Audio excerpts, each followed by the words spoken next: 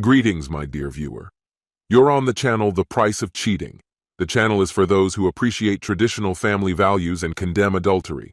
So be sure to subscribe to the channel. Let's get started. It all started with a message on my phone. Simple, unassuming, yet heavy with implications. Hey, Nolan.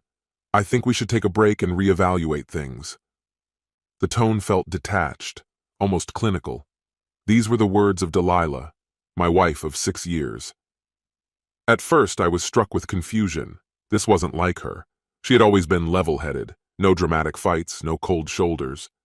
We had seemed, outwardly at least, the definition of stability. Sure, we weren't perfect. Who is? When I called her to ask what she meant by a break, her voice was unsettlingly calm. I just need some space, Nolan, she said evenly. I'm feeling overwhelmed and need time to figure things out. I didn't argue. I told her I understood, even as unease gnawed at my gut. Maybe it was work, I rationalized. Her job in marketing for a high-end lifestyle brand often demanded long hours and unrelenting pressure. We were both in our 30s, focused on our careers, child-free by choice, and living in a picture-perfect suburban home. If she needed time, I would respect that. But my faith was short-lived. The very next day, my mother called me unexpectedly. Her tone was unusually direct. Nolan, you need to check Delilah's social media, she said. Why? What's wrong? My chest tightened. Just look, she insisted. I hadn't thought to check before. Delilah and I had never policed each other's online activity. Our relationship was built on trust, or so I thought. But when I opened Instagram, her posts were conspicuously absent. She hadn't blocked me, but had selectively hidden her updates. My mother, however, could see them. She sent me screenshots, and my world crumbled. Delilah was in Cabo San Lucas, the tropical getaway we'd once dreamed of visiting together. But she wasn't alone. In the photos, she was with Ryan, her ex-boyfriend. His arm rested casually around her in one shot. In another, they clinked glasses by the ocean. Her captions were maddeningly vague. Sometimes revisiting the past brings clarity, one read. My pulse thundered as I stared at the screen. I didn't call her. I didn't text. What was the point? The truth was in front of me. I withdrew to my office and sat silently, consumed by a whirlwind of anger, humiliation, and heartbreak. A week later, she returned home, breezing through the door in a carefree sundress that screamed vacation. She rolled her suitcase behind her, a smile on her lips. Hi, Nolan, she said brightly, as if nothing had happened. That break was exactly what I needed. I stood frozen, watching her unpack souvenirs from the trip she had taken with him. Finally, I spoke. I know where you went. I know who you were with. Her demeanor shifted, not to remorse but irritation. She sighed, brushing her sun-kissed hair back. I told you I needed space, she said defensively. You're jumping to conclusions, that's on you. You went on vacation with your ex, Delilah. What else am I supposed to think? Her tone turned sharp. It's not like I cheated. We were on a break. The rules were different. Her warped logic was infuriating, but I stayed calm. We're done. This marriage is over. For the first time, her composure cracked. What? Nolan, don't be ridiculous. She pleaded, but I walked away. By the next morning, I was in my lawyer's office drafting divorce papers. That should have been the conclusion. But Delilah's audacity knew no bounds. When she received the papers, she painted me as controlling and emotionally distant. She even demanded alimony, claiming her career had suffered because of her support for me. It was a blatant lie, and it fueled my resolve. Revenge, they say, is best served cold. I planned mine with precision. If there were consequences for Delilah and Ryan, they would be significant. I wasn't interested in petty games. I wanted my actions to matter. Delilah and Ryan underestimated me. Delilah believed her secrets were safe, and Ryan didn't think I'd dig into his past. But I did. I started with Ryan. A private investigation unearthed a web of lawsuits and financial failures. He had conned clients, left contractors unpaid, and been involved in a shady business venture that imploded spectacularly. His history was a litany of poor decisions. Then I turned my focus to Delilah. Her professional life wasn't as pristine as she claimed. A closer look at her work revealed misuse of company resources for personal gain, and a pattern of dubious financial dealings. She had also been siphoning money from our joint accounts to fund her indulgences. I didn't confront her immediately. Instead, I built an irrefutable case. A week before our divorce was finalized, Delilah came by to collect her belongings. Her attitude remained as grating as ever. "You'll regret this," she said nonchalantly, taking a sip from the coffee cup I hadn't offered her. "You think you're teaching me a lesson, but really, you're just being immature." "Perhaps," I responded, keeping my expression neutral. She leaned casually against the counter, arms folded, feigning control over the unfolding scenario. "By the way, my lawyer mentioned I'm entitled to half the house in the settlement," she added smugly, "so I hope you're prepared to negotiate." I nodded vaguely, careful not to betray the thoughts already churning in my mind. The divorce proceedings were nearing their end, and I had carefully laid out my strategy. She was convinced she was about to walk away with a fortune, and I suspected her partner, Ryan, shared that delusion. But I had different plans. The first domino fell the very next day. Ryan's dubious business practices caught up with him when a former contractor sued him for unpaid wages. How had the contractor suddenly mustered the resources for legal action? Let's just say a helpful stranger ensured the expenses were covered. Ryan's financial troubles, already precarious, began to spiral out of control. While he dealt with his unraveling situation, I turned my attention to Delilah's career. Through a well-placed connection in corporate compliance, I provided an anonymous tip about her misuse of company resources. The ensuing investigation uncovered enough evidence to cost her her job. It didn't happen overnight, but within weeks, she was unceremoniously dismissed. Delilah called me after her firing, her voice a mix of anger and desperation. "Do you know what's happening?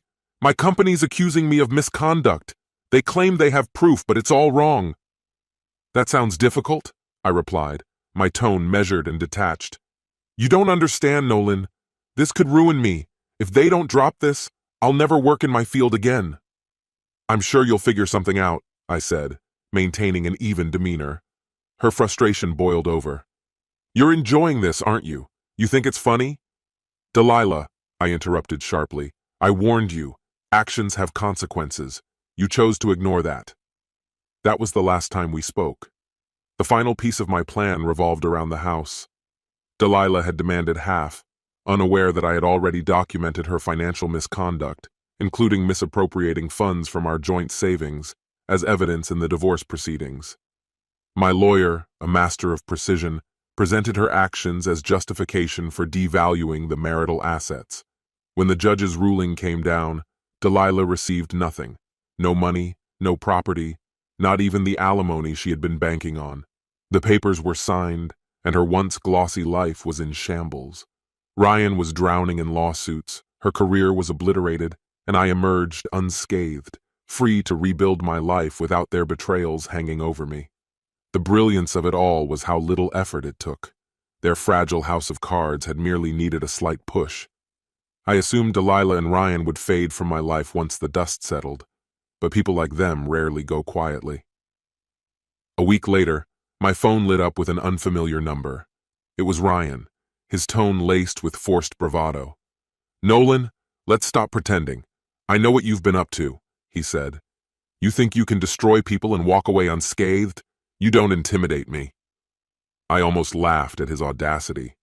"Ryan, if I'd really wanted to ruin you, you wouldn't even be able to make this call." The silence on the other end was palpable. I could hear the fury simmering beneath his strained confidence. "You've made a serious mistake," he finally said. "Have I?" I replied evenly. "Let's be clear. You and Delilah brought this on yourselves. You thought you could lie and manipulate without repercussions. You underestimated me." He hung up, but his call only strengthened my resolve. Delilah and Ryan still clung to their illusions of influence, and I intended to shatter them completely. The next phase of my plan targeted their public personas. Delilah was obsessed with projecting an image of glamour, from extravagant dinner parties to meticulously curated social media posts. Ryan, too, relied on appearances to bolster his network. Exposing their true selves was the logical next step. I began with Delilah. Rumors about her termination were already circulating, but I gave them momentum. Through anonymous emails to a former co-worker, a notorious gossip, I ensured the details of her misconduct spread like wildfire in her professional circles. Soon her downfall was a widely discussed topic. For Ryan, his ongoing lawsuit had already chipped away at his credibility, but I escalated the damage. I compiled a comprehensive record of his financial misdeeds and sent it anonymously to a journalist renowned for uncovering fraud. The resulting exposé left no doubt about his unethical practices. Within days, his standing in the business community crumbled. What I hadn't anticipated was the ripple effect. Delilah and Ryan had flaunted their relationship on social media, and it didn't take long for people to connect the dots. The comments on their posts turned vitriolic, and their carefully constructed image disintegrated. No longer seen as a power couple, they were now viewed as opportunists who'd climbed over others to reach the top. The backlash was relentless. One evening, as I scrolled through the fallout, I noticed Delilah had disabled comments on her posts, while Ryan had gone silent entirely. For a fleeting moment, I felt a pang of pity, but it was quickly replaced by a sense of justice. They had made their choices. All I'd done was reveal the truth. The most gratifying moment came by chance. Sitting in a local cafe, I overheard a conversation at the next table. "Did you hear about Delilah?" one woman asked. "She lost her job, her house, and now she's stuck living with that guy. What's his name? Ryan?" "Yeah," the other replied. "Talk about karma." I took a sip of my coffee, savoring the taste of poetic justice. I'd caught murmurs of his troubles, lawsuits, financial ruin, the whole ordeal. People laughed at the irony, but for the first time in what seemed like ages, I felt a sense of genuine closure. The truth about them was finally in plain view, and I hadn't had to lift a finger. Despite all that had transpired, I refused to let bitterness or revenge define me. That chapter of my life was closed, but it wasn't the entirety of my story. I poured my energy into rebuilding. My career became my foundation. I rekindled old friendships, and even ventured into the dating world once more. One of those dates turned into something more meaningful. Her name was Anna, a gifted graphic designer with a sharp wit and a laugh that could brighten any room. Anna was nothing like Delilah. She didn't care about status or appearances. Sincerity and genuine connection were what mattered most to her. For the first time in years, I felt like I could truly breathe. Occasionally, Delilah's name would come up in conversation, and Anna would simply shake her head and say, "You really dodged a bullet there." I couldn't help but agree. As the months turned into a year, my life transformed into something I scarcely recognized. The chaos that Delilah and Ryan had left behind was a distant memory. Anna and I were happy, stable, and my career had exceeded all expectations. I moved into a sleek, modern home that finally felt like mine. The ghosts of my past had faded into shadows. Yet, life had one more twist in store for me. It started with an email from Delilah. Seeing her name in my inbox froze me in place. I hadn't heard from her since the divorce, and the sight of it stirred a mix of emotions I thought I'd buried. The subject line was simple: "Can we talk?" Against my better judgment, curiosity got the better of me. The message was brief, tinged with desperation. "Nolan, I'm the last person you want to hear from, but I need your help. Life has been difficult. Can we meet? I promise this isn't about the past. I just need someone to talk to." I stared at the email, conflicted. Part of me wanted to delete it and move on. But another part, one seeking closure, felt compelled to listen. After some deliberation, I agreed to meet her at a quiet cafe on the edge of town. When she arrived, I barely recognized her. The once vibrant and self-assured Delilah was now a shadow of herself. Her clothes hung loosely, her hair was dull, and her eyes carried the weight of exhaustion. "Thank you for coming," she said softly as she slid into the seat across from me. "What do you want, Delilah?" My tone was calm, detached. She hesitated, fidgeting with the edge of her sleeve. "I've made mistakes, Nolan. I see that now. I've lost everything. My job, my reputation, my savings. And Ryan?" Her voice wavered. "What about him?" I asked, though the answer was obvious. "He's gone," she admitted, her voice breaking. "He vanished when things got tough, left me to deal with the fallout. I'm broke, Nolan. I can't even afford my rent. It was the same story, the same cycle. Ryan had taken what he wanted and disappeared when the consequences caught up with him. Delilah had always believed she could control him, but now it was clear she had been just another pawn in his game. I'm sorry to hear that, I said flatly.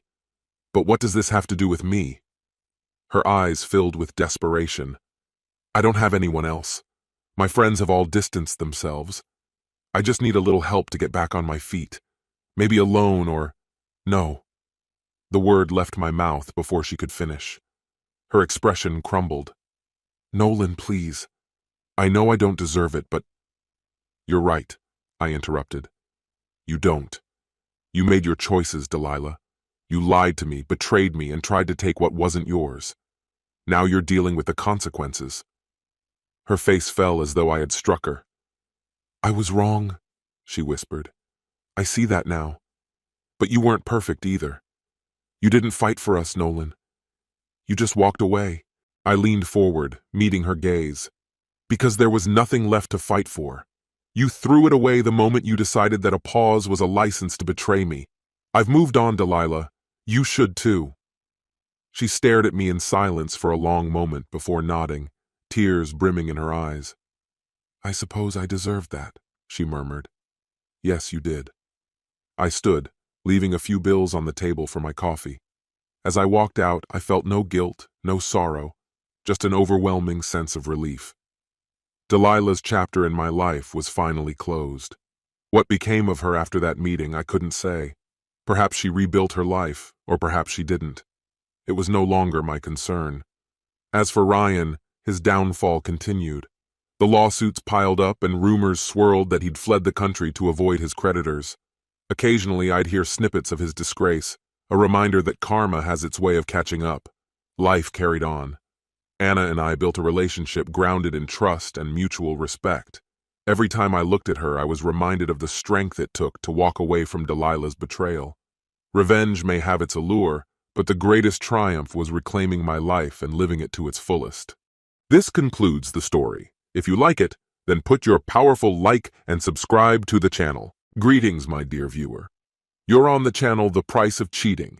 The channel is for those who appreciate traditional family values and condemn adultery. So be sure to subscribe to the channel. Let's get started.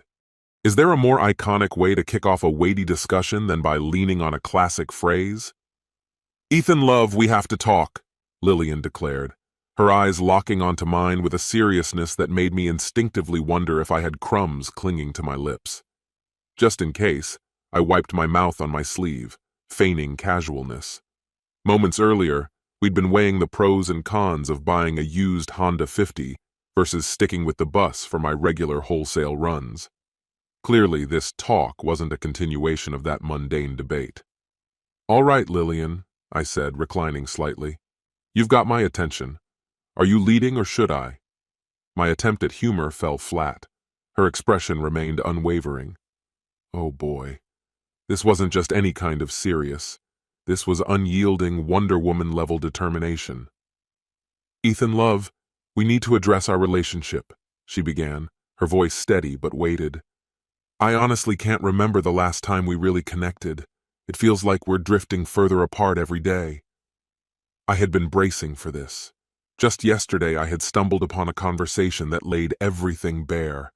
Those words I overheard had been playing on repeat in my mind ever since. Lillian's mother, Deirdre, had always been devout to a fault. Religion was more than faith for her. It was her life's work. Her days revolved around Butler's Lives of the Saints, and she juggled participation in not one but two church study groups, delving into the holy lives of the departed with an obsessive fervor. Deirdre's dedication didn't stop at study. She arranged altar flowers, scrubbed church floors, laundered vestments, and meticulously ironed choir robes. Her pride and joy, however, was crafting camelettes so dazzlingly white they could rival anything in Westminster Cathedral. She revered Father Benedict, the austere parish priest, and acted as his loyal enforcer, tending to the sick and poor while sternly reprimanding wayward children in the name of God. From a young age, Lillian had been drawn into this orbit of tireless devotion, helping her mother with these endless acts of service. In stark contrast stood Deirdre's younger sister, Teresa. Aunt Terry, as she was known, bore the family's Scarlet Woman label due to a youthful lapse in judgment involving a dimly lit movie theater. Though she had long since settled into a respectable life with her second husband, Eamon, and their 3 kids, the stigma lingered. Deirdre's disdain for Teresa only deepened after discovering that her sister had lost her virginity at 16, whereas Deirdre had waited until her wedding night. The fallout sparked a bitter feud that spread like wildfire through the family, embedding deep-rooted resentment between the sisters. Despite her mother's hostility, Lillian maintained a warm, close relationship with Aunt Terry. It was just yesterday afternoon that I overheard it all. I had gone to fetch a mop from the kitchen to clean up a child's spilled drink in the store. As I reached the doorway, I heard Lillian's voice, unusually animated, pouring out her thoughts to Aunt Terry. I paused, curiosity holding me in place. "Aunt Terry, I always thought by now we'd have a family," Lillian confessed. "I was so sure it would bring us closer. Ethan and I both want kids so much, but it's just not happening. And now it feels like the cracks in our marriage are only getting wider." Terry's reply was direct, as always. "Lillian, have you tried showing him some affection? Hug him, kiss him, maybe even seduce him? Men respond to warmth." Lillian's voice wavered. "I've tried, Terry. I really have. But he doesn't believe me anymore, and honestly, I can't blame him. I've become so judgmental, so prudish. I wish I could be the woman I was when we first got married." "It's not too late," Terry encouraged. "You need to shake things up. Say something bold, something that will get his attention." Lillian hesitated. "Like what?" "Tell him you're thinking about having an affair," Terry said bluntly. "Tell him your love life has gone stale, and you need to reignite the spark. Trust me, it'll make him see things differently." Lillian sounded horrified. "Ethan would lose his mind. He's so proud of being a good husband and provider. If he even suspected I was thinking about something like that, he'd throw me out." "Exactly," Terry replied. "It'll shock him, but it might also open the door to change." Those words clung to me as I returned to the store, mop in hand, trying to process the conversation I had overheard. And now, as Lillian sat across from me at the breakfast table, it was clear she was picking up where that discussion had left off. "Are we heading for a breakup?" I asked, cutting straight to the heart of the matter. "Is that what you think this is? Because from my side, I love you just as much as I ever have. I know the struggle to start a family has been brutal for both of us, but it only makes me want to hold on to you more." Her eyes searched mine, her resolve wavering for a moment. The weight of her words and the truth they carried filled the room. This wasn't just a conversation about love or desire. It was about fighting for the life we had built together. "What's occupying your thoughts? It feels like we already spend as much time together as possible. Each morning we're side by side, and every evening after your long day at work, we share quiet moments in the garden. I know those moments mean as much to you as they do to me. Sure, perhaps we could go out more on weekends, but with the store's workload increasing this season, it's been tough.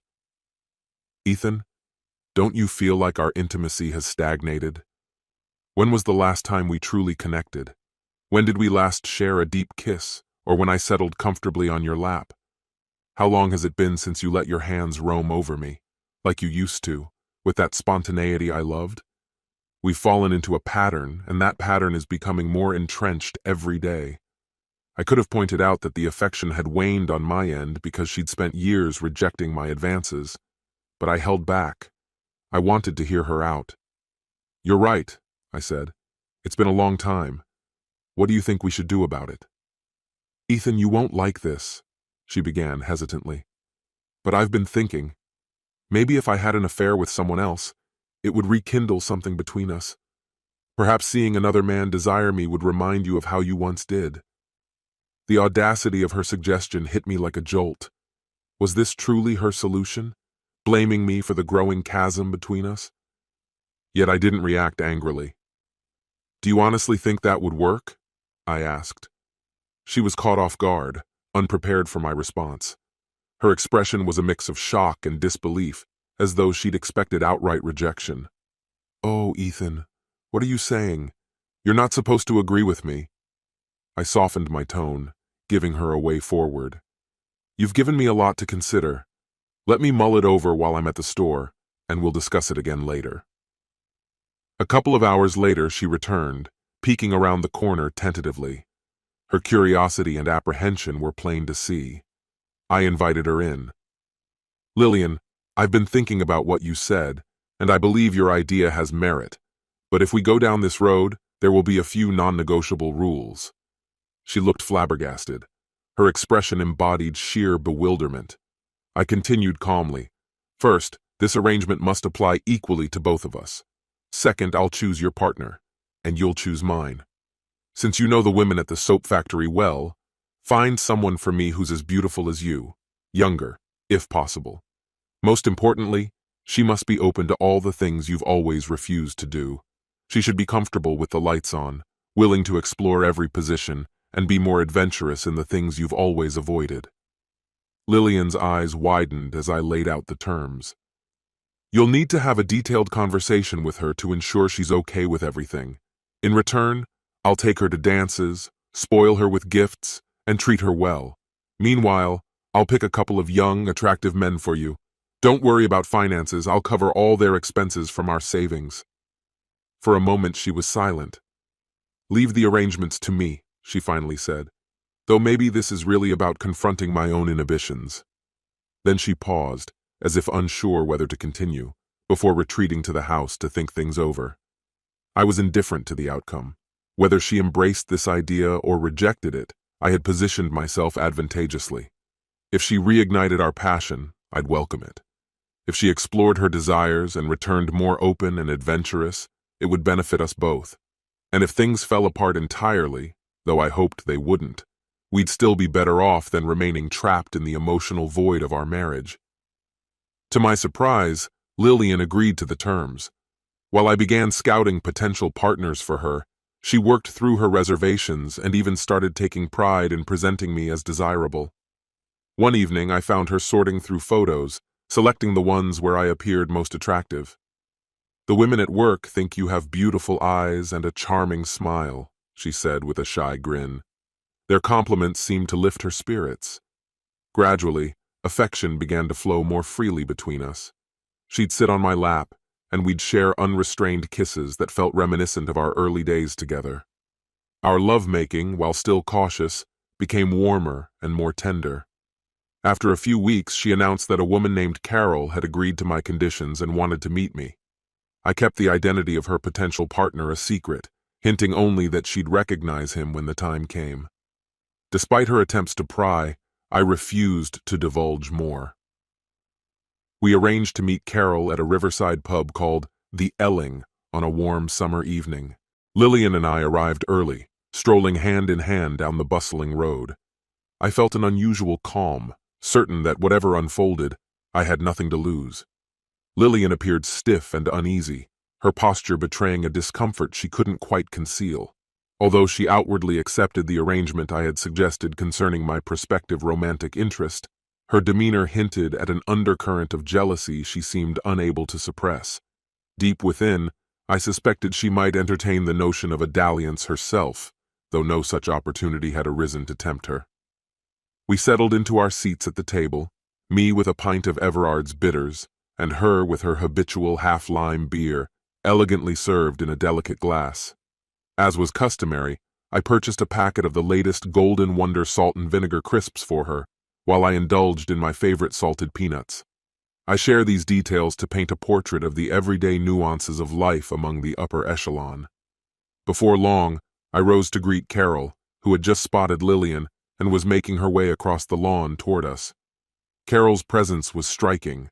A friendly and open-minded woman with sleek dark blonde hair cascading down her back, and a shapely figure accentuated by a snug, knee-length dress in a vibrant peacock hue.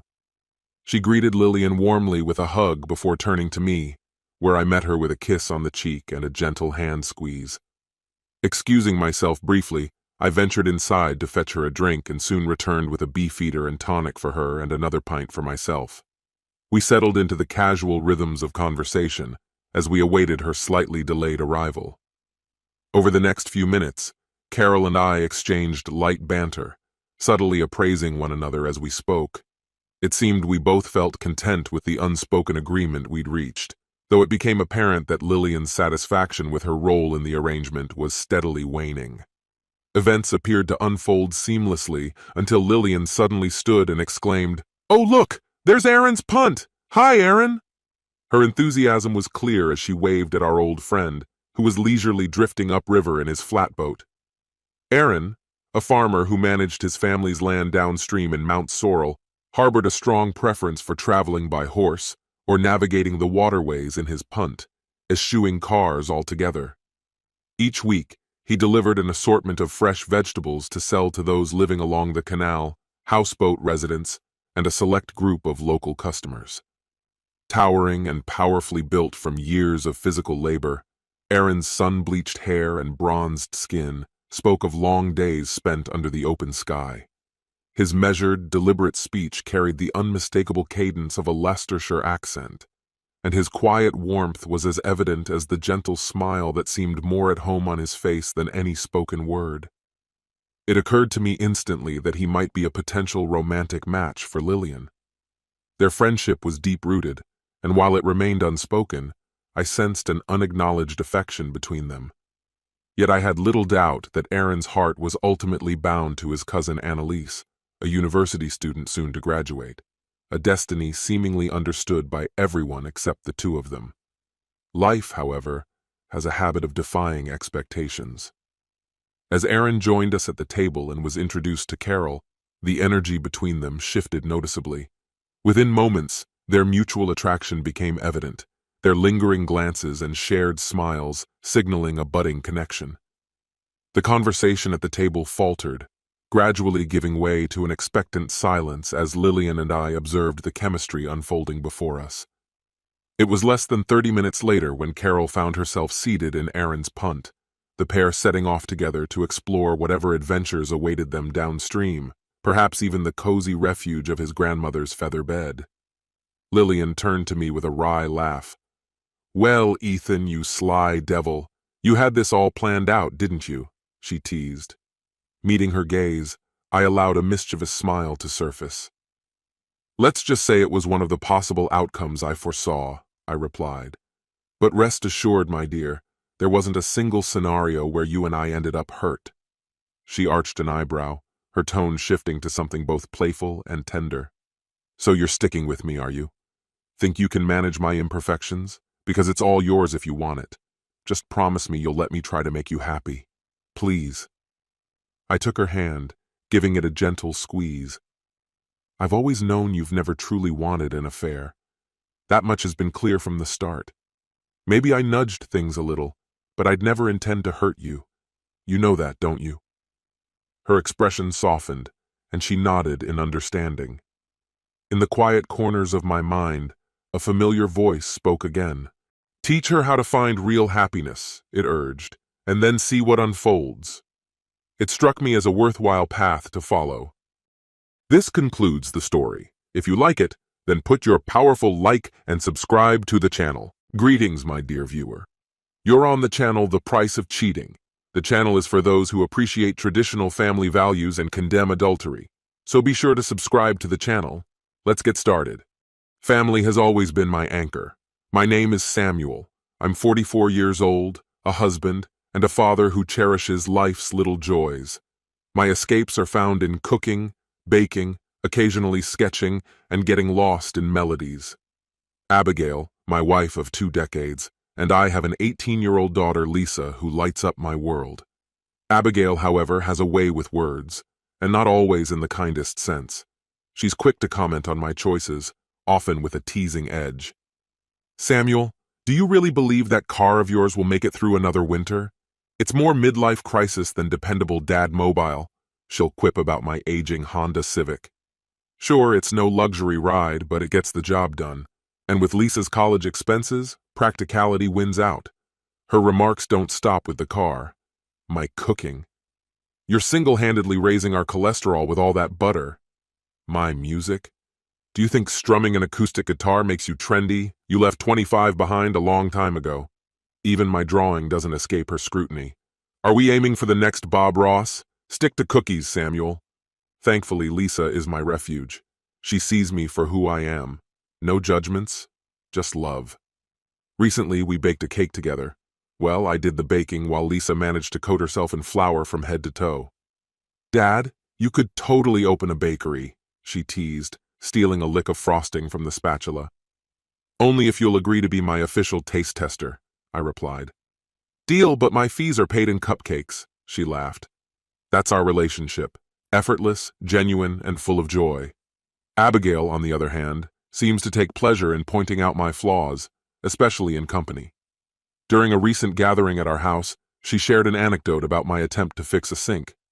Samuel thought he could handle plumbing last week, she began. But surprise, we had to call a professional to clean up his mess. Her friends laughed along, and I managed a tight smile while swallowing my pride. These jabs weren't new, but what once seemed lighthearted had begun to sting. I started questioning if this was her way of joking or something more serious, perhaps a lack of respect.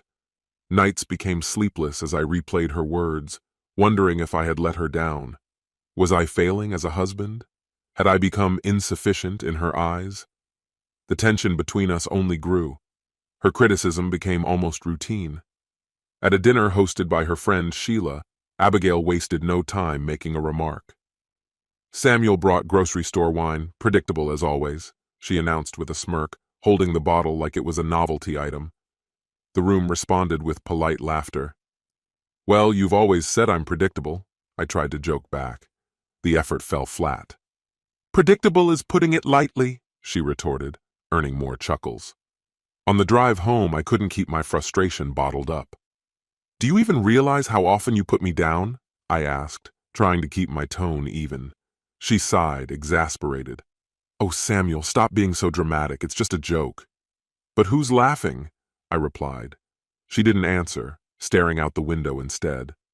The situation reached a breaking point the following week. After telling her about walking away from a parking lot dispute to avoid conflict, she shot back with, "Of course you walked away. Why am I not surprised? Sometimes being a man means standing your ground." Her words stung deeply. I had always believed that real strength lay in choosing peace over confrontation, but it was clear she saw things differently.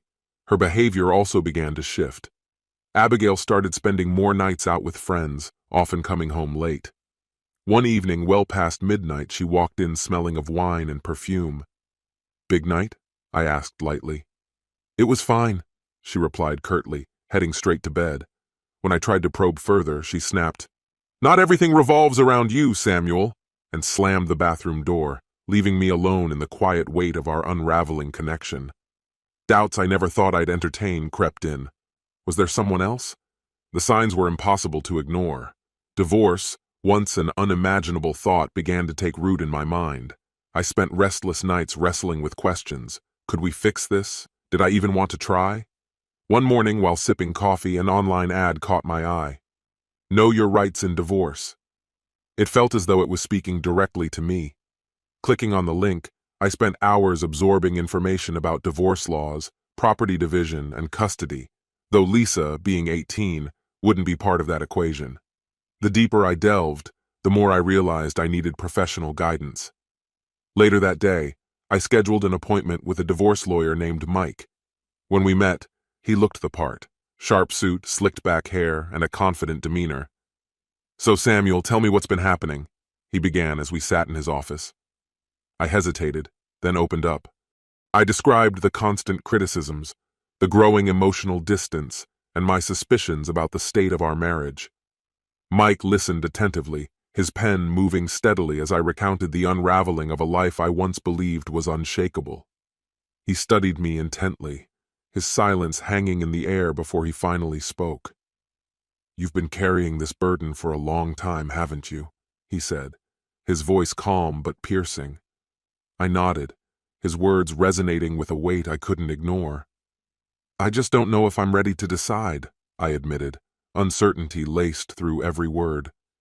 "Divorce feels so permanent." "It is," he replied, his tone unwavering. "But so is staying in a marriage that's slowly destroying you." His candor cut straight to the core.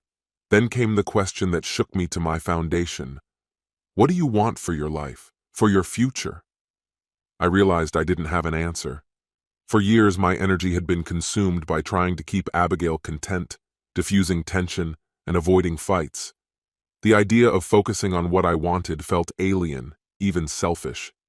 Still, over the next few weeks, I began to take quiet steps toward clarity. I started discreetly organizing key documents, reviewing our financial records, and compiling a list of our shared assets. Abigail remained oblivious, unaware of the storm brewing beneath the surface. Outwardly, everything seemed routine. But within, I was unraveling. One moment, I felt a spark of hope imagining freedom from our toxic cycle. The next, a tidal wave of guilt washed over me. Was I about to throw away 20 years of marriage on something we might still repair? One evening, as I tucked Lisa into bed, yes, even at 18, she still cherished our bedtime chats, she caught me off guard. "Dad, are you okay?" she asked, her voice filled with genuine concern. I forced a smile. "I'm fine, kiddo. Just a lot on my mind." She tilted her head, studying me closely. "Is it about Mom?" Her question stopped me cold. "Why do you ask?" Lisa shrugged lightly. "You two don't seem happy. I don't mean to pry, but it's kind of obvious." Her words hit me like a jolt of lightning. Even my daughter had noticed the fractures in our relationship. That night, as I lay awake in bed, a new resolve began to take shape. This wasn't just about me or Abigail anymore. Lisa deserved to see a healthy example of love. Staying in a broken marriage wasn't the legacy I wanted to leave her. The way forward grew clearer, though I couldn't yet grasp how turbulent it would become. The cracks in our relationship had turned into unbridgeable divides, and what lay ahead would test me like never before. It all started on an otherwise uneventful Saturday morning. As I sipped coffee and skimmed through emails at my favorite cafe, my phone buzzed with a message from Ethan, a longtime friend. "Ethan, hey man, I debated whether to say anything, but you need to see these." 2 photos followed. In the first, Abigail sat across from a man I didn't recognize in a cozy cafe. In the second, they leaned across the table, sharing a kiss that left no room for misinterpretation. My stomach churned violently. I stared at the screen, time seeming to freeze before finally replying. "Me. Who is he?" "Ethan. No idea. I saw them at the bistro downtown yesterday. Thought you should know." I thanked him, though the words felt hollow. My hands trembled as I held the phone, each second amplifying the reality I was trying to deny. Part of me wanted to believe there was some innocent explanation. Maybe he was an old friend, a cousin perhaps. But deep down, I already knew the truth. When Abigail returned home that afternoon, I did my best to appear normal, though my insides churned with anger and betrayal. "How was your day?" I asked, striving for a casual tone. "Fine," she said distractedly, barely glancing up from her phone. "Ran some errands, had lunch with Jessica." "Jessica?" I pressed. "Where'd you go?" "The bistro," she replied without a second's hesitation. A surge of anger coursed through me. She didn't even bother to lie. That evening, I took a long walk to clear my head. When I returned, Abigail was already in bed, or pretending to be. In the solitude of the living room, I stared at the photos Ethan had sent, a storm of questions swirling in my mind. How long had this been going on? How could she do this to me? To us? By morning, I'd reached a decision. On Monday, I contacted Mike, my attorney. "She's having an affair," I said, my voice steady but cold. "I have photos. I'm ready to move forward with a divorce and use this as evidence." Mike was measured in his response. "The photos are a start, but we'll need more proof if it comes to court." The thought of digging deeper turned my stomach, but I knew he was right. If I was going to proceed, it had to be thorough. That evening, while Abigail was out, I began searching for anything that might confirm my suspicions. It didn't take long. In her nightstand, I found a second phone I'd never seen before. My heart pounded as I unlocked it using an anniversary date. A cruel irony. The messages were damning. "Aaron, last night was amazing. Can't wait to see you again." Abigail, "Me too. Samuel has no clue as usual. Same time Thursday?" Each message felt like a dagger to the heart. Betrayal screamed from the screen, undeniable and unforgivable. As I sat holding the phone, something within me shattered. This wasn't just a broken relationship. It was a calculated and deliberate betrayal. On Tuesday evening, while Lisa was out, Abigail walked through the door, shopping bags in hand, her demeanor casual. "Hey," she greeted lightly. "Is dinner ready?" "No," I said, sitting on the couch, her secret phone in my hand. "But I did find something else interesting." Her eyes locked on the phone, and unease flickered across her face. "What's that?" she asked, her voice tight. "Oh, you don't recognize it?" I asked, sarcasm dripping from my tone. "Strange, considering it's full of messages between you and someone named Aaron. You know, the guy you've been sneaking around with while I've been clueless as always." The blood drained from her face. She opened her mouth as if to respond, but seemed to realize there was no way out. The facade crumbled in an instant, leaving only the raw truth between us. There was no recovering from this. The end had arrived, and there was no turning back. I had heard enough. "Stop it, Samuel," I said sharply, cutting her off mid-sentence. "Don't insult my intelligence by pretending. I have everything, the pictures, the messages, proof of exactly what you've done." Her mouth opened as if to deny it, but the words never came. Instead, she folded her arms across her chest, her expression hardening in defiance. "So what if I did?" she snapped, her voice laced with venom. "Maybe if you weren't such a lifeless, spineless excuse of a man, I wouldn't have had to look elsewhere." The sting of her words cut deep, but instead of anger or despair, a strange clarity washed over me. "Spineless?" I echoed calmly as I rose from my chair, my voice firm and even. "Abigail, being a man has nothing to do with bluster or bravado. It's about loyalty, stability, and putting your family first. Clearly those values mean nothing to you." She rolled her eyes, her lips curling into a mocking smile. "Spare me the lecture, Samuel. You're boring, predictable. Aaron makes me feel alive, like I'm with someone who actually has a backbone," she shot back. A dry, humorless laugh escaped me. "Alive? Let's see how alive you feel when Aaron realizes I'm cutting off the financial lifeline you've been abusing." I picked up a folder from the coffee table and tossed it onto the couch beside her. "Inside are the divorce papers. By state law, you're entitled to half, but don't expect a cent more. And if you think you can drag this out, know that I have enough evidence to leave no room for negotiation." Her eyes widened, the disbelief stark on her face. "You can't be serious," she said, her voice faltering. "Oh, I'm very serious," I replied with steely resolve. "You wanted excitement? Well, here it is. But don't come running back when reality catches up to you and the thrill fades." For a fleeting moment, her defiance seemed to waver. "Samuel, wait. I didn't mean it like that. We can work through this. Think about all we've been through," she pleaded, her voice softer now. "No," I said firmly, shaking my head.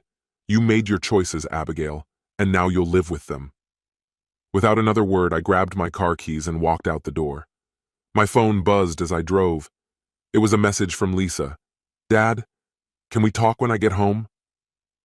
When I returned later that evening, the house felt hollow. Abigail was gone, likely finding comfort with Aaron.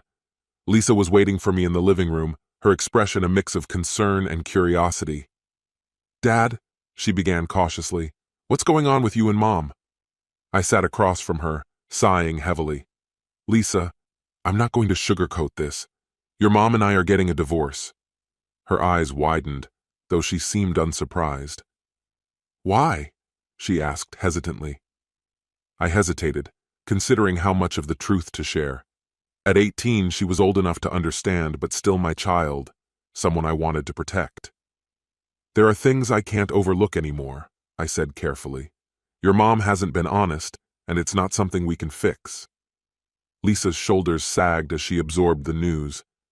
"Is it about Aaron?" she asked in a near whisper. My stomach churned. "What do you know about Aaron?" "I overheard Mom talking to Aunt Sheila about him last month," she admitted, her voice breaking. "She said he makes her feel special. I didn't want to believe it, Dad. I didn't know what to do." I took her hand in mine. "Lisa, listen to me. None of this is your fault. Your mom made her decisions, and now we have to deal with the consequences. But I'll always be here for you." Tears welled in her eyes, and she nodded silently. "I just can't believe she would do this to us," she murmured. The day of the court hearing arrived, and I entered the courtroom ready for battle. Abigail sat confidently with her attorney, her posture one of calculated poise. Her lawyer wasted no time launching into a polished argument. "Your Honor, my client, Abigail, has made countless sacrifices for this marriage. She deserves the house, spousal support, and a significant share of the assets to maintain her standard of living." I could hardly believe what I was hearing. Abigail, who had spent years belittling and berating me, was now portraying herself as a selfless partner. The lawyer continued, "Abigail has devoted considerable time and effort to maintaining her role as a supportive wife. Meanwhile, Samuel has remained emotionally detached and unresponsive to her needs." That was my breaking point. I leaned toward my lawyer, Mike, who nodded subtly. It was our turn. "Your Honor," Mike began as he stood, "let's dissect these so-called sacrifices. While Abigail may have invested time and money into her appearance, she did so exclusively for her own benefit, using marital funds to indulge in luxuries that excluded Samuel entirely." Abigail's icy glare was unmistakable, but she said nothing as Mike pressed on. Samuel, on the other hand, carried the financial burden of the marriage, enduring years of criticism and neglect. Now, Abigail demands the house, spousal support, and most of their savings. This isn't a matter of fairness, it's exploitation. Abigail's lawyer tried to counter. My client's expenditures were entirely reasonable for a wife maintaining her responsibilities. Mike didn't miss a beat. "Your Honor, those expenditures included designer clothing, spa visits, and extravagant beauty treatments, all while Samuel drove an old car and worked tirelessly to provide. Abigail wasn't upholding the household, she was indulging a personal fantasy." The judge leaned forward, her expression unreadable. "Miss Abigail, do you have anything to add?" Abigail rose, her cheeks flushed with indignation. "Yes, I do, Your Honor. I needed to do those things because Samuel wasn't enough for me. He's dull, predictable, and weak. I wanted to feel alive, to feel appreciated. Is that so wrong?" The words hung heavily in the air. The courtroom was silent until, from the back, Lisa stood. Her voice was steady and clear as she addressed the judge. "Your Honor, I can't stay silent any longer. It's time to set the record straight. My father is the furthest thing from weak. He's the most compassionate and dependable person I have ever known. While my mother indulged in her own desires, she repaid his unwavering support with scorn and disregard. He deserved so much better than the treatment he received." The room fell into an uneasy hush, but I couldn't help feeling a surge of pride in Lisa for having the courage to speak her mind. Ultimately, the judge ruled that the house would be sold, with the proceeds divided equally. As anticipated, Abigail received half of the savings, but was denied spousal support. The court found her demands for additional compensation to be unreasonable and excessive. As we left the courtroom, Abigail turned to me, her face a mix of anger and incredulity. "You'll regret this, Samuel. Just wait and see," she spat venomously. I met her glare with calm resolve and replied, "The only regret I have is allowing you to take advantage of me for so long." The legal battle was over, but the emotional wounds would take far longer to heal. Abigail hadn't just lost the case. She had also forfeited the respect of her family. Even though I yearned to move forward, I knew I had to pick up the pieces of my life first. When the divorce was finalized, I felt an unusual mix of relief and emptiness. Years of enduring criticism, emotional neglect, and betrayal were behind me. But the quiet that followed was overwhelming.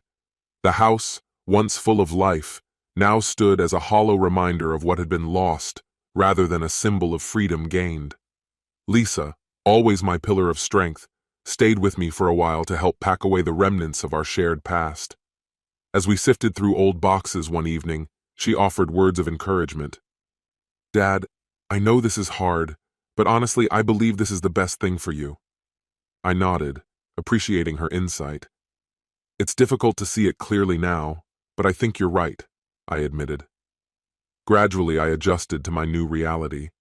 In accordance with the court's decision, I sold the house and moved into a smaller, cozier place. It wasn't extravagant, but it was mine. For the first time in years, I felt like I could truly breathe. I immersed myself in cooking, discovering a talent I hadn't realized I had.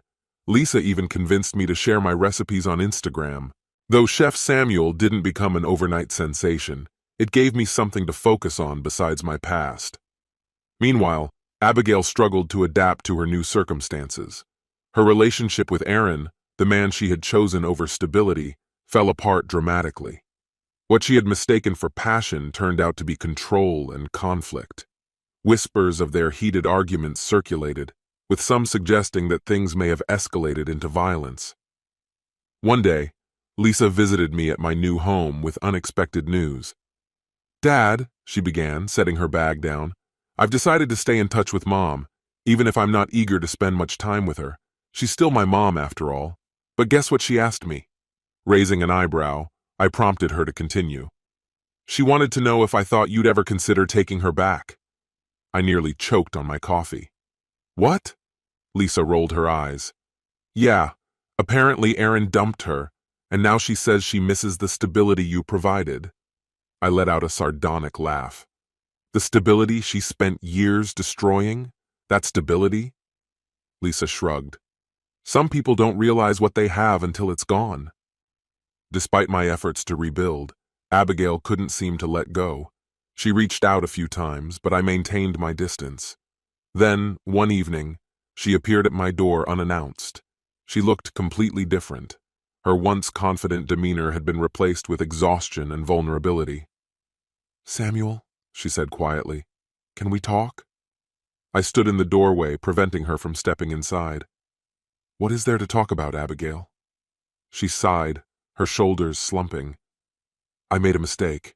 I thought I wanted excitement, but all I did was ruin the best thing I had. I miss us." "Us," I echoed, my tone edged with irony.